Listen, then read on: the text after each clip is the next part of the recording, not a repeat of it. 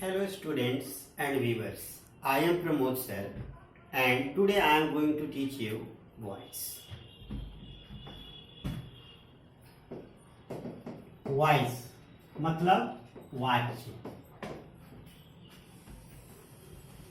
हम टेंस को कंप्लीट कर चुके हैं और लास्ट वीडियो में आप लोग को बताया भी था कि अगले वीडियो में हम वॉइस पढ़ेंगे और आप सबों को बताया भी गया था कि टेंस आप लोग गहनता के साथ रिवीजन कर लीजिएगा, अर्थात जिनका टेंस कंप्लीट नहीं होगा उनको वॉइस समझ में नहीं आएगा। तो हम जानते हैं आखिर वॉइस किसे कहते हैं।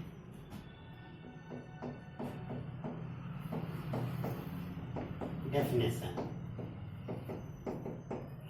सर्वप्रथम हम जानेंगे कि इसका परिभाषा क्या होता है। The form of verb which denotes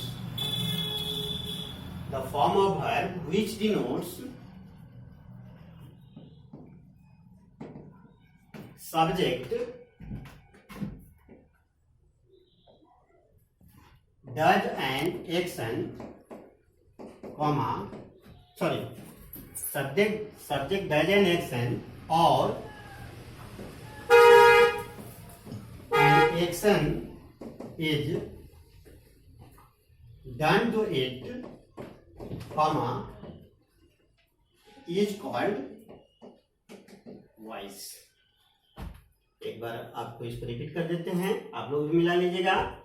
The form of verb which denotes subject does an action or an action is done to it, is called voice।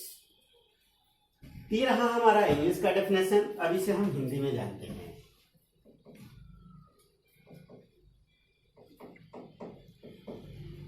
क्रिया का वह रूप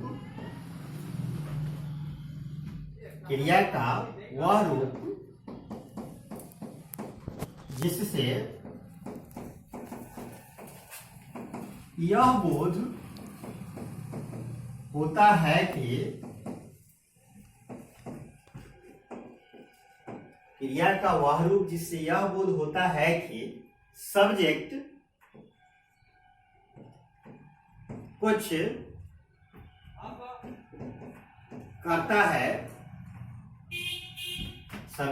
करता है या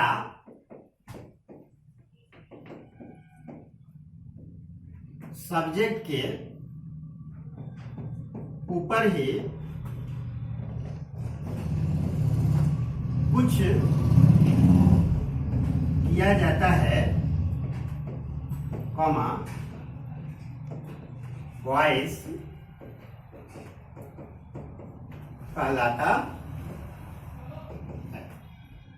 ठीक है, फिर मिला लीजिएगा एक बार।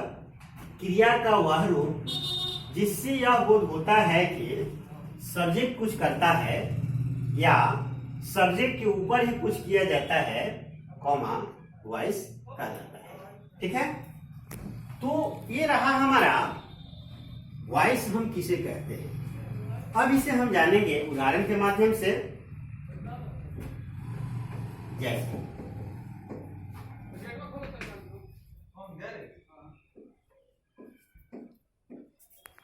अभिनव टीच इंग्लिश। यह ध्यान दीजिएगा, इस वाक्य जैसे हम टेंस पढ़े थे तो उसमें पार्ट्स ऑफ सेंटेंस को तोड़ तोड़ कर बताए थे। अगर आप हमारे उस वीडियो को देखे होंगे तो आपको पता होगा। इसलिए यहाँ मैं समय बिना किल करते हुए आगे बढ़ते हैं। अभिनव इस वाक्य का क्या है? सब्जेक्ट है। सब्जेक्ट किसे कहते हैं? डूअर ऑफ एन एक्शन, यानी किसी काम को करने वाला सब्जेक्ट कहलाता है। और जिससे कुछ होने का बोध होता है वो क्या कहलाता है? वर्ब कहलाता है। तो अभिनव इस काम को कर रहा है, इसलिए यहाँ क्या हो गया? सब्जेक्ट हो गया। ठीक है, और यहाँ काम क्या हो रहा है? पढ़ाने का। ये क्या हो गया? वर्ब हो गया। ठीक है, ये क्या हो गया? वॉइस हो गया। ठीक है, पुनः यहाँ देखिएगा the form of verb which denotes subject does an action, इसको मैं अंडरलाइन कर दे रहा हूं, सब्जेक्ट डज एन एक्शन। ध्यान दीजिएगा, ये दो बात आप याद रखिएगा, सब्जेक्ट डज एन एक्शन और an action is done to it. यानी एक कंडीशन बनता है कि सब्जेक्ट कोई काम को करता है या कोई काम ही सब्जेक्ट के ऊपर किया जाता है तो वही क्या कहलाता है, वॉइस कहलाता है। तो पहले कंडीशन को हमारे पहला उदाहरण फुलफिल कर रहा है, अभिनव टीच इंग्लिश। यानी अभिनव इस वाक्य का सब्जेक्ट है और यहाँ पढ़ाने का काम कर रहा है, इसलिए यह वाक्य क्या है, वॉइस का है। ठीक है, दूसरा हम जानते हैं,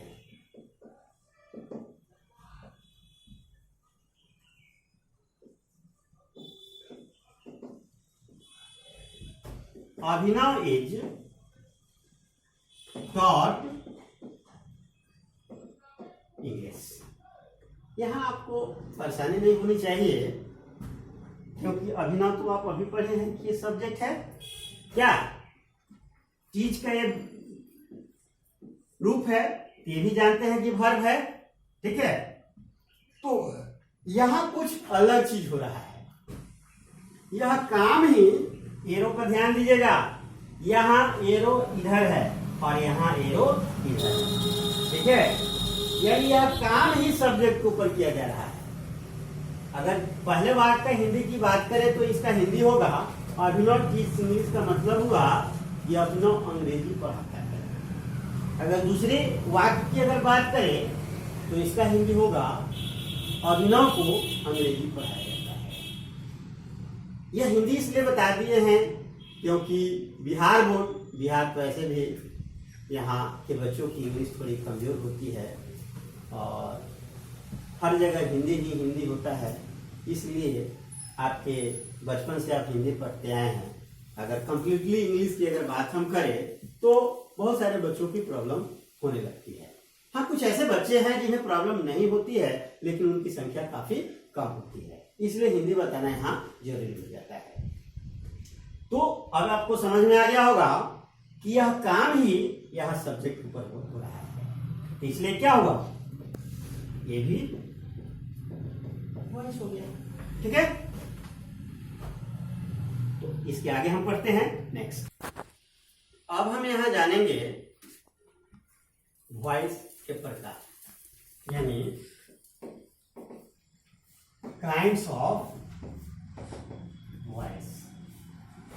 ठीक है, there are two kinds of voice, यानी दो प्रकार के वॉइस होता है। एक नंबर में एक्टिव वॉइस,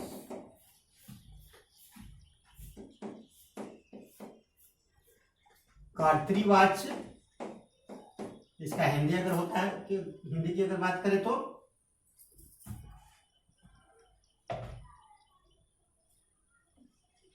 और दूसरा जो होता है पैसिव वॉइस, इसका होता है कर्म वॉइस। अब हम इन दोनों को बारी बारी से जानेंगे। पहला हमारा है active voice. Active voice, the form of verb which denotes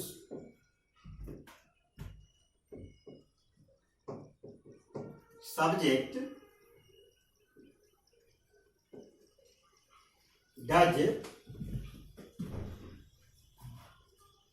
subject does an action, comma, is called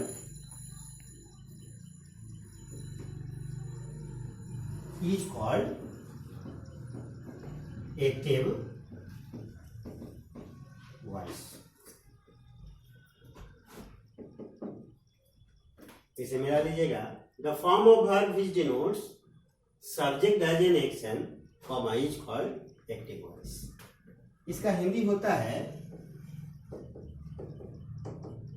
क्रिया का वह रूप जिससे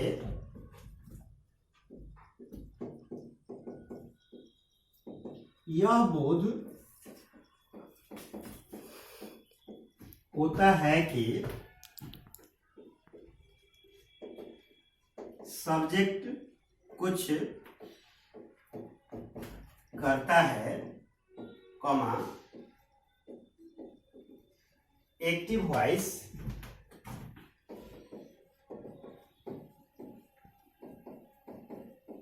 कहलाता है।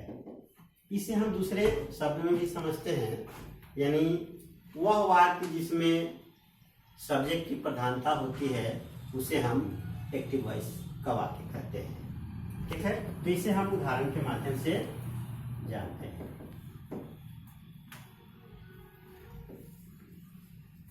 Rohit speaks English. यह एक्टिव वॉइस का वाक्य है, शॉर्ट में हम ये भी लिख दिए, क्योंकि यहाँ रोहित क्या है, सब्जेक्ट है, और जो यहाँ बोलने का काम कर रहा है। ठीक है, इसलिए यह एक्टिव वॉइस का वाक्य है। दूसरा उदाहरण समझते हैं।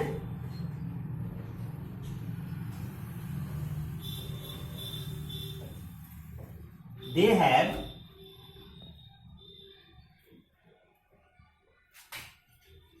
done the work. They have done the work. तो यहाँ भी दे सब्जेक्ट है और यहाँ काम किया जा रहा है, इसलिए ये वर्ब है। ठीक है, और ये सब्जेक्ट के द्वारा किया जा रहा है, इसलिए ये क्या हो गया, एक्टिव वॉइस का वाक्य हो गया। ठीक है, इसके आगे हम पढ़ते हैं। अब यहां हम जानेंगे passive voice.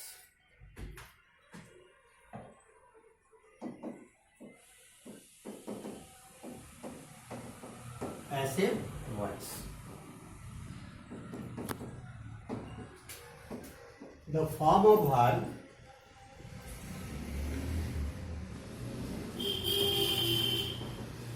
which denotes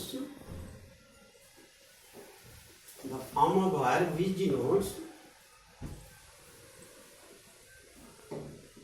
that the form of verb which denotes that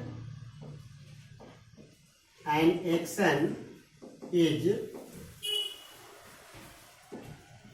done to subject, comma is called passive voice. The form of verb which denotes that an action is done to subject, comma is called passive voice.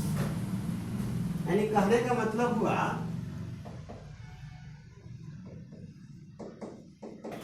क्रिया का वह रूप, क्रिया का वह रूप जिससे यह बोध होता है कि, क्रिया का वह रूप जिससे यह बोध होता है कि सब्जेक्ट के ऊपर ही, सब्जेक्ट के ऊपर ही कोई काम किया जाता है, कॉमा पैसिव वॉइस कहलाता है। फिर से एक बार मिला लीजिएगा। क्रिया का वह रूप जिससे यह बोध होता है कि सब्जेक्ट के ऊपर ही कोई काम किया जाता है, कॉमा पैसिव वॉइस कहलाता है। इसे हम दूसरे प्रकार से भी समझते हैं। क्रिया का वह वाक्य जिसमें ऑब्जेक्ट की प्रधानता होती है उसे भी हम पैसिव वॉइस का वाक्य कहते हैं। ठीक है, अब इसे हम उदाहरण के माध्यम से समझते हैं।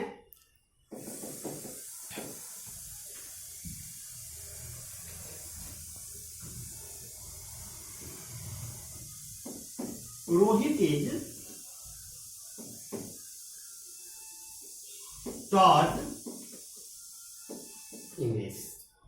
यहाँ रोहित इस वाक्य का सब्जेक्ट है, टॉट वर्ब है और यह काम सब्जेक्ट के ऊपर ही किया जा रहा है, इसलिए यह वाक्य क्या हो गया, पैसिव वॉइस का हो गया। ठीक है, दूसरे उदाहरण से हम समझते हैं। We are invited there. यहाँ वी जो है सब्जेक्ट हो गया, आर इनवाइटेड वर्ब है, यहाँ भी इज भी वर्ब है, लेकिन हम मेन वर्ब की अभी चर्चा कर रहे हैं। सिर्फ ए वर्ब हो गया और एक काम सब्जेक्ट के ऊपर किया जा रहा है। ठीक है, डूअर ऑफ एन एक्शन यहाँ नहीं है, अर्थात इस वाक्य में कौन चीज की प्रधानता है, ऑब्जेक्ट की प्रधानता है। ठीक है, तो अब हम जानते हैं इसके आगे वॉइस का क्वेश्चन टैकल करते समय हमें किन किन बातों का ध्यान देना होता है, किस वाक्य का पैसिव वॉइस होगा, किसका नहीं होगा, ये बहुत अहम रोल अदा करता है। तो उसको आगे बढ़ते हैं। यहाँ आप लोग एक लिखिएगा hot trick, hot trick number 1।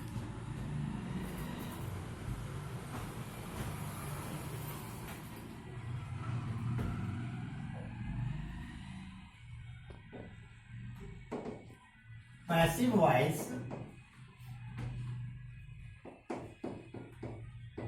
सिर्फ उस वाक्य का होता है, पैसिव वॉइस सिर्फ उस वाक्य का होता है जिसमें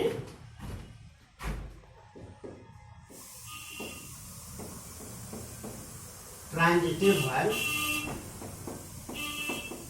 होता है। कैसे मिला लीजिएगा, पैसिव वॉइस सिर्फ उस वाक्य का होता है जिसमें ट्रांजिटिव वर्ब होता है। कहने का आशय यह है कि किसी और हम आसान तरीके से समझने के लिए बता रहे हैं, यस टीवी, टीवी मतलब transitive verb equal to yes TV, no TV equal to no TV. यह ट्रिक है, इसलिए इसे आप एक बॉक्स बनाकर घेर दीजिएगा, ताकि जब भी आप अपना नोटबुक पलटे तो आपको बोल्ड बोल्ड अक्षर में लिखे होंगे, तो ये बाकी लाइन में आप क्या लिखे हैं उसे बिना पढ़े आप इसे समझ सके। इसी का नाम हॉट ट्रिक होता है कि कम समय में आप ज्यादा कुछ समझ सके। तो अब यहां प्रश्न उठता है, हमारे जो विद्यार्थी होंगे उन्हें तो टीवी पता होगा, लेकिन हमारे उन तमाम व्यूअर्स जो इस हमारे वीडियो को भी देख रहे हैं उन्हें कोई परेशानी ना हो, इसलिए मैं यहाँ ट्रांजिटिव वर्ब को भी क्लियर कर दे रहा हूं। यानी वह क्रिया जो अपने बाद एक ऑब्जेक्ट लेता है, एकदम सिंपल भाषा में समझिए, यानी वह क्रिया जो अपने बाद एक ऑब्जेक्ट लेता है उसे क्या बोलते हैं हम, ट्रांजिटिव वर्ब बोलते हैं। ध्यान दीजिएगा, और जिस वाक्य में ऑब्जेक्ट नहीं होगा तो उसका वॉइस कहां से बनेगा, पैसिव वॉइस, क्योंकि पैसिव वॉइस में ऑब्जेक्ट की प्रधानता होती है। ठीक है, तो अब इसे हम उदाहरण के माध्यम से समझने की कोशिश करते हैं।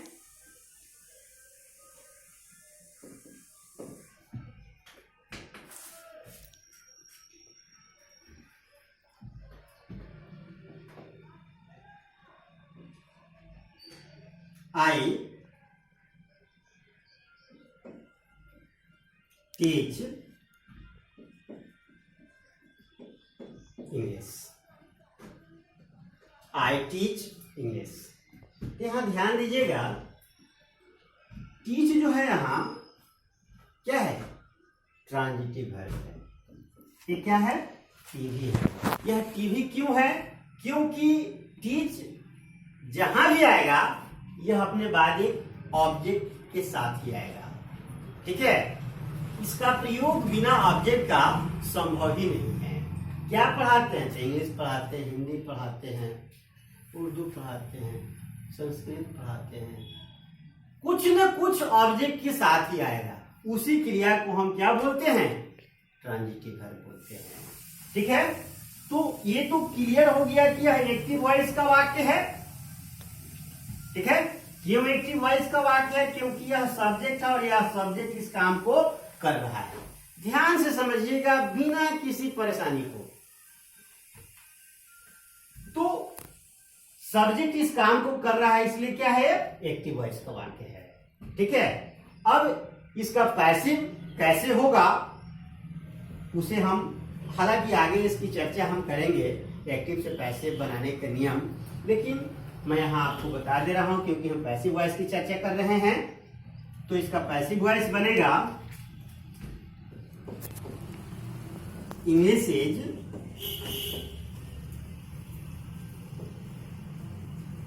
taught, English is taught by me, ठीक है। और ये कैसे हुआ इसकी चर्चा हम आगे करेंगे। तो ये क्या हो गया, पैसिव वॉइस हो गया। एक और उदाहरण से हम समझते हैं, we live at Motihari, we live at Motihari. यह एक्टिव वॉइस का तो वाक्य है। क्यों है, क्योंकि यहां वी सब्जेक्ट है, लीव वर्ब है, ठीक है। और वर्ब में कौन सा वर्ब है इसकी अभी हम चर्चा करेंगे। अभी मोटा मोटी तौर पे आप वर्ब समझिए, वर्ब है, ठीक है। और एक काम जो है सब्जेक्ट द्वारा किया जा रहा है, इसलिए क्या है, passive voice, sorry active voice का वाक्य है। अब इसका पैसिव होगा कि नहीं होगा, इसके लिए हमें क्या करना है, इस ट्रिक का अप्लाई करना है। अर्थात yes TV equal to yes PV, no TV equal to no PV. तो हम देखेंगे कि ये हम वर्ब लिखे हैं, आपको बोले हैं कि मोटा मोटी तौर पे हम वर्ब समझते हैं। अब इसका हम कैटेगराइजेशन करते हैं। लीव, यह टीवी नहीं है, यह क्या है, आई टीवी है, यानी आई टीवी। आई टीवी कहने का मतलब है इंट्रांजिटिव वर्ब। तो इंट्रांजिटिव वर्ब क्या होता है उसे हम जानते हैं, यानी वह क्रिया जो अपने बाद एक ऑब्जेक्ट ना लेकर एक कॉम्प्लीमेंट लेता है, उसे हम क्या बोलते हैं, इंट्रांजिटिव वर्ब बोलते हैं। तो मोतिहारी क्या है, कॉम्प्लीमेंट है, ठीक है, कॉम्प्लीमेंट है, यह ऑब्जेक्ट नहीं है, इसलिए इस वाक्य का पैसिव वॉइस नहीं होगा, ठीक है। बहुत सारे लोग इसको बहुत तरीका से बनाते हैं जो कि वो हमेशा गलत होता है। बहुत सारे लोग इसको बनाते हैं मोतिहारी लेवयस, जो कि क्या है, सरासर गलत है। तो इसको इस प्रकार का वाक्य अगर आपसे पूछा जाता है कहीं, तो उसके जवाब में आप लिख सकते हैं नो लिखे, जैसे कि मैं आपको यहाँ बताया हूं, ठीक है। तो ये रहा हमारा वॉइस का इंट्रोडक्शन, और जिसमें हम जाने वॉइस क्या होता है, वॉइस कितने प्रकार के होते हैं, ठीक है, और किस किस प्रकार के वाक्यों का पैसिव वॉइस बनता है, किसका नहीं बनता है। और अगले कक्षा में हम इसके आगे जानेंगे एक्टिव से पैसिव बनाने का नियम क्या होता है। Okay, thanks for the day and we shall meet again in the next video.